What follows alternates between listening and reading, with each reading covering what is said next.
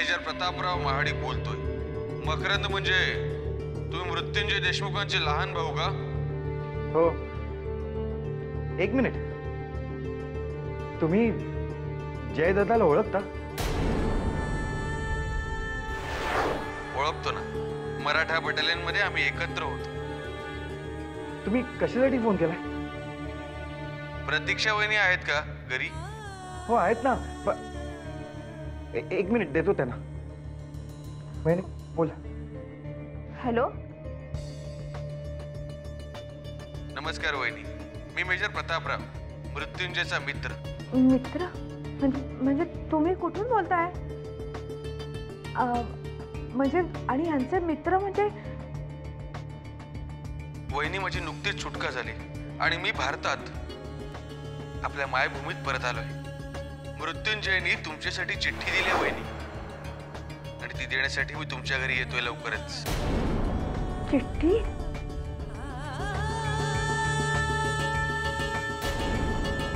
वहिनी अरे ऐकलंस का? अरे याने चिठ्ठी पाठवली आहे. अरे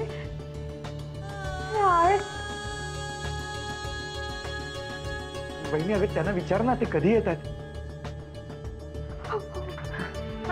हॅलो, हे बघा तुम्ही. काय झालं?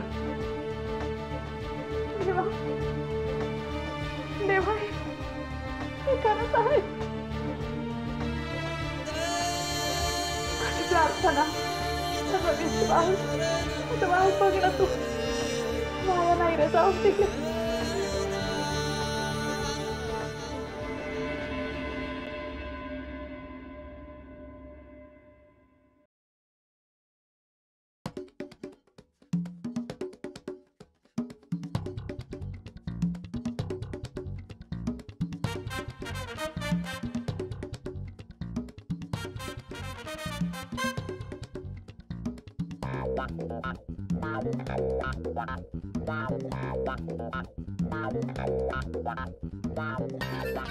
देव्यानी, अरे आलास तू? आलो ना.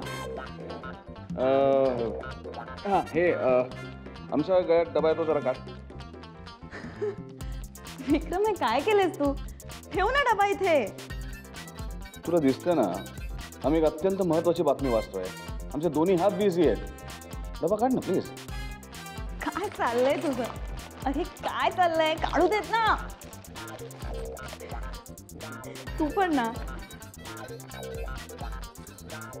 बघू तरी देत मला पण.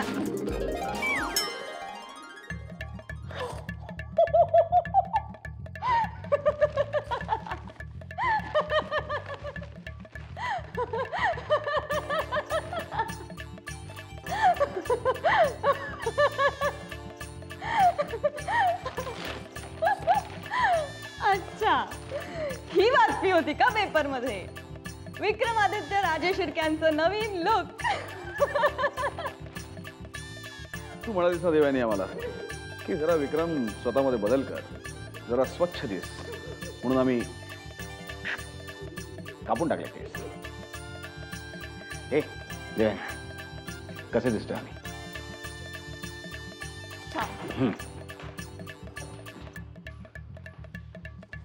बघा पप्पू. पप्पू?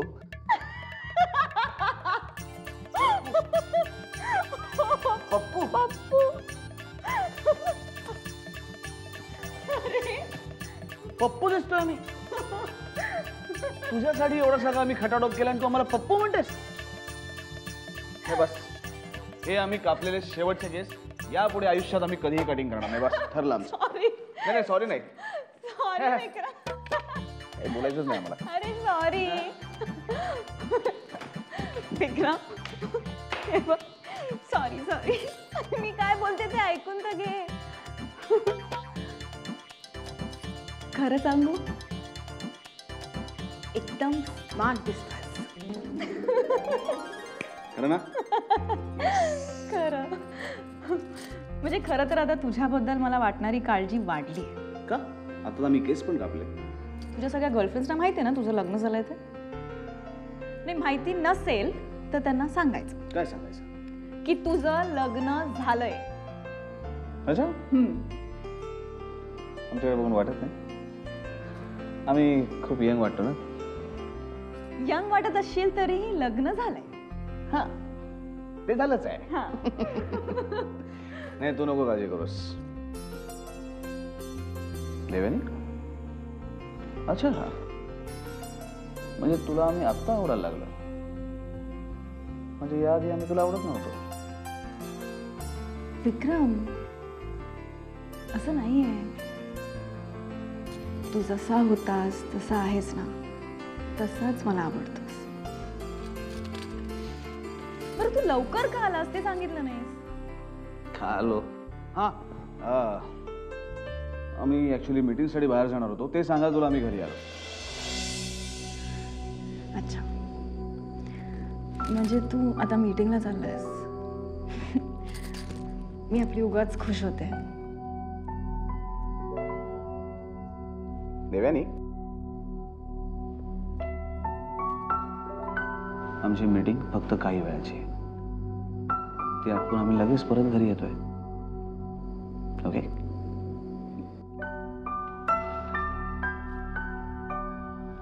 इकडे बघ.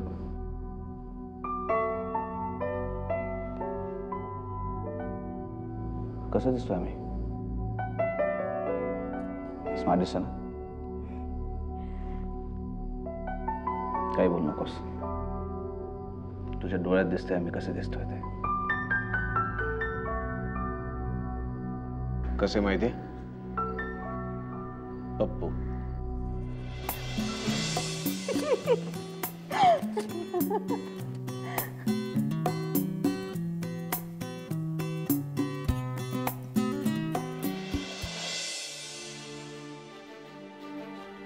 राज क्रिमिनल आहे.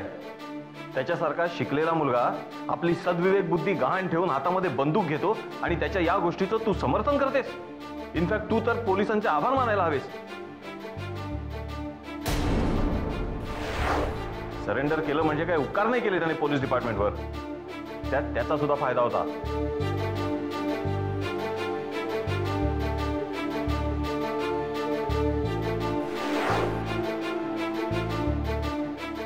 न्यायालयावर विश्वास ठेवण्याव्यतिरिक्त तुम्ही आणि मी काही करू शकत नाही.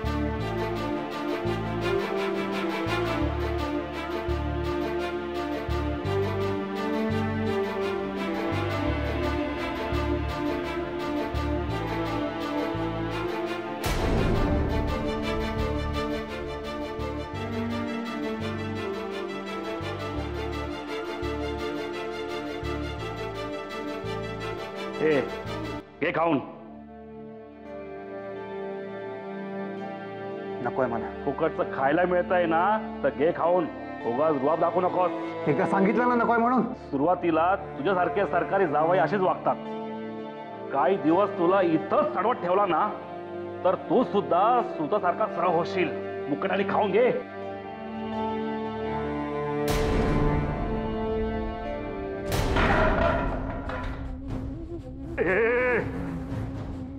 आतापर्यंत वाघळे साहेबांच्या सांगण्यावरून तुझ्याशी इज्जतीने वागत आलो. तू बघत तुझी काय अवस्था होत ती.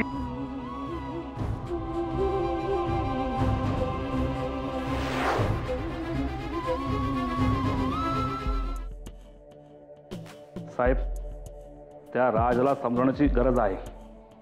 का? काय झालं? सध्या तो कोणाचं ऐकत नाही. जेवणात ताटही फेकून दिलंय.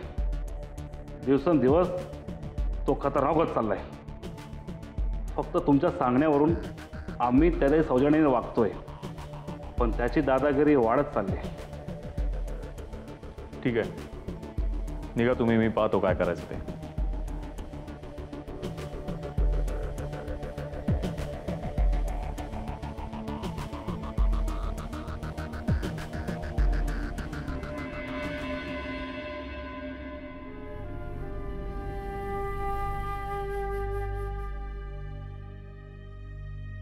साक्षी, काय काय झालं? एवढी खुश काय? साक्षी, अगं फोन. आई बोल ना. फोन आला होता. फोन कोणाचा फोन आला होता? मेजर मेजर मेजर प्रतापराव महाडिकांचा फोन होता. म्हणजे ते म्हणाले की हे म्हणजे तुझे बाबा. बाबा बाबांबद्दल काय म्हणाले का ते? ते म्हणत होते की तुझे बाबा त्यांच्या बरोबर कैदेत होते. आणखीन काय म्हणाले ते बाबांबद्दल? अगं तुझ्या बाबांनी त्यांच्याजवळ चिठ्ठी दिली आपल्यासाठी. तू मला त्यांचा नंबर दे, मी त्यांना फोन करून विचारते अजून बाबांबद्दल काही. अगं पण ते स्वतःच येणार आहे तिथे चिठ्ठी द्यायला. कधी? लवकरात लवकर. तू देऊला सांगितलीस बातमी? नाही ग, म्हणजे मला इतका आनंद झाला, मला काही सुचतच नव्हतं. फोन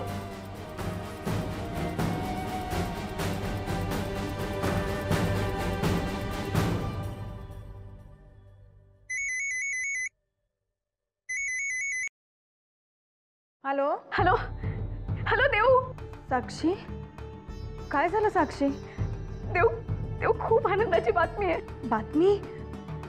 कोणती बातमी? आपल्या बाबांबद्दलची बातमी आहे देऊ. ते मेजर प्रतापराव म्हणून आहेत, आपल्या बाबांबरोबर तिकडे कैदेत होते. बाबांनी ना त्यांना चिठ्ठी दिली आणि ते ती चिठ्ठी घेऊन इकडे येत आहेत आपल्याला भेटायला. खरंच? खरंच ते बाबांबरोबर होते? हो. साक्षी, साक्षी आई कुठे? आईला फोन दे ना. हो, आई आहे इथे, एक मिनिट देते फोन. देऊ. आई, आई साक्षी बोलते ते खरं? हो ग. आई तू जिंकलीस. आई, आई मी बातमी विक्रमला देते हं. आणि लवकरच आम्ही दोघेही तुला भेटायला येतो. ये ग, लवकर ये, मी वाट बघते. हा देव, तू आलीस ना म्हणजे तुला सगळं सांगेन ना.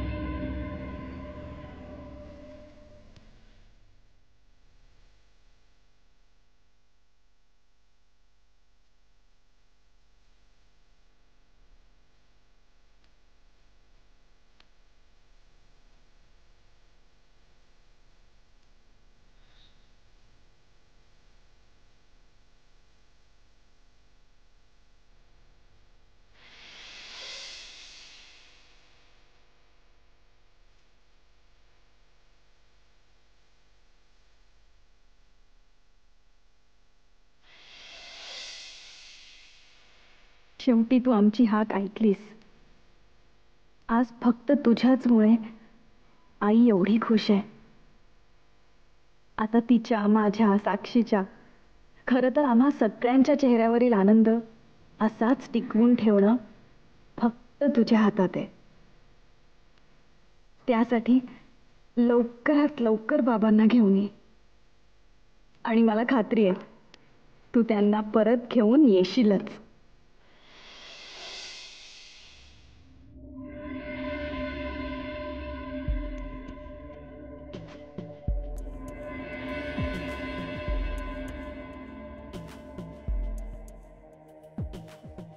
राज, काय प्रॉब्लेम आहे? तुला कोणत्याही प्रकारचा त्रास होऊ नये म्हणून मी स्वतः खबरदारी घेतोय. माझ्या सगळ्या स्टाफला सुद्धा मी तशा इन्स्ट्रक्शन्स दिलेले आहेत. त्या तुझ्याशी सौजन्याने वागतायत. आणि असं असताना सुद्धा तुझ्या एवढ्या कंप्लेंट्स काय आहेत? हे बघ राज, आजवर जसा संयमाने वागत आलास तसाच यापुढे सुद्धा वागत राहा. ते तुझ्या दृष्टीनं फायद्याचं आहे. आणि मी संयम नाही दाखवला तर? तू काय बोलतोयस हे कळतंय का तुला? मी काय बोलतोय, कुणाशी बोलतोय हे चांगलं माहिती आहे मला.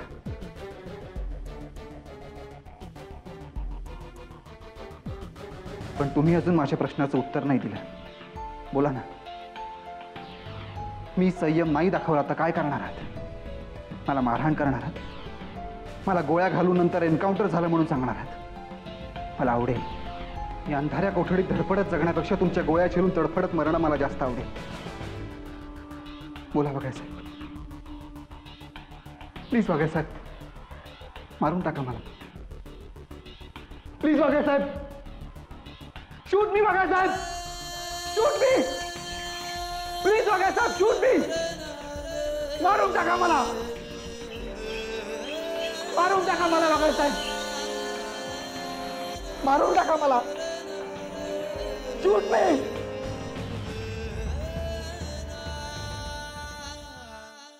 3 आणि 1 4. अगं केवढ्या जोरात आका मारते तुला झाल. अगं अगं मला फिरवते. अगं मला चक्कर, अगं म्हातारीला चक्कर येईल ना. काय झालं काय? काकू तुला माहितीये मेजर प्रतापराव महाडिक नावाच्या बाबांच्या एका मित्राचा फोन आला होता आणि बाबांनी ना त्यांच्याजवळ एक चिठ्ठी दिली आहे.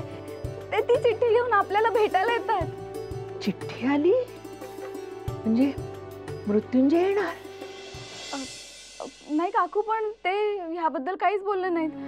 ते फक्त बाबांची चिठ्ठी घेऊन येणार आहेत. बाबा कुठे आहेत, कधी येणार आहेत हे काहीच बोलले नाहीयेत ते. अगं पण आतापर्यंत आपल्याला माहित होतं का मृत्युंजय कुठे आहे, काय करतोय?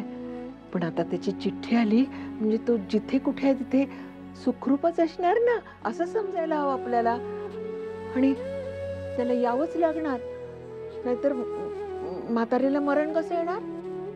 काय ग काकू, प्लीज काकू असं बोलू नकोस ना तू. तुला माहित नाही, माझ्या मुलाने मला घराबाहेर काढले ना तेव्हा दाम्या मला इथं घेऊन आला होता. आणि माझा मृत्युंजय त्यानं ना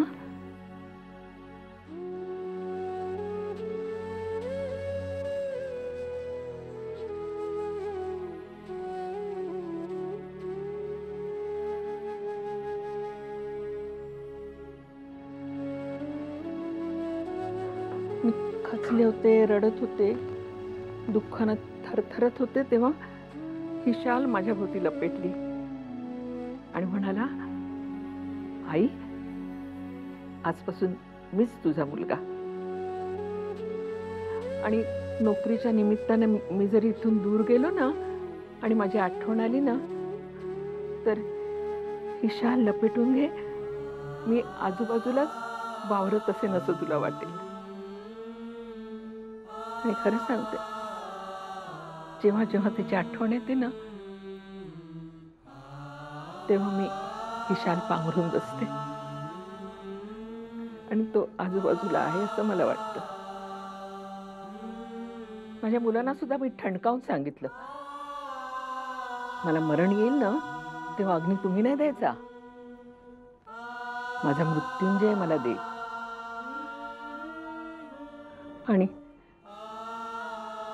खरं सांगते साक्षी, साक्षी त्याला ना इथं यायलाच हवंय. आणि तू येईल, माझा विश्वास आहे.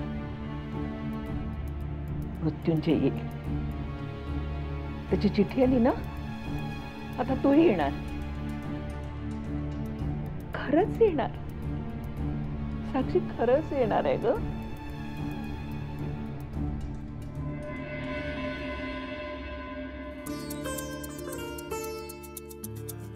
देवयानी, आज तू खूप खुश दिसतेस. का? रोज मी खुश नसते. नाही नाही, तू रोजच खुश असतेस पण एवढी खुश नसतेस. हो ना. खुश खबर तुला मी सांगणारच होते. काय? एवढ्या लवकर? विक्रम, तेच आम्ही म्हटलं की एवढ्या लवकर कसं शक्य आहे. तू ऐकणार आहेस की नाही आता? ओके ओके ओके, सांग काय खुश खबर आहे? विक्रम, साक्षीचा फोन आला होता तेव्हा ती सांगत होती मेजर प्रतापराव महाडिक नावाचे बाबांचे एक मित्र आहेत. बाबा आणि ते युद्धकैदी म्हणून एकत्रच शिक्षा भोगत होते. त्यांची आता सुटका झाली आहे आणि बाबांनी आईसाठी एक पत्र पाठवलंय. ते घेऊन लवकरच ते घरी येणार आहेत. हा, दॅट्स ग्रेट. दिव्यानी, ही खरंच खूप मोठी खुशखबर आहे. अच्छा, आता मला कळलं तुझ्या चेहऱ्यावर एवढी खुशी काय आहे ते. विक्रम, आयुष्यात सगळ्यात जास्ती कोणाला मिस केलं असेल ना, तर ते बाबा. आजपर्यंत त्यांच्या आठवणी घेऊनच जगते. काय रे, असं का पाहतोय? देवेनी, नाती काय असतात आणि त्यांचं आयुष्यात आपलं महत्व काय असतं हे तुझ्याशी लग्न झालं म्हणून आम्हाला कळालं.